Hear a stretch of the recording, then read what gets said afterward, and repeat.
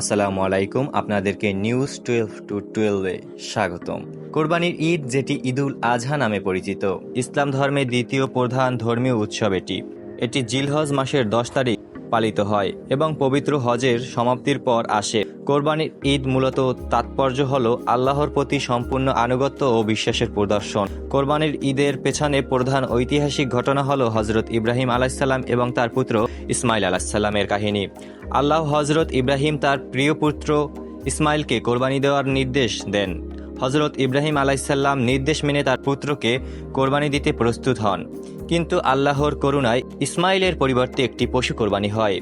এই উৎসবের প্রধান কার্যক্রম হল কোরবানি দেওয়া, যেখানে মুসলমানরা তাদের সামর্থ্য অনুযায়ী গরু, ছাগল, ভেড়া, উট কোরবানি করে।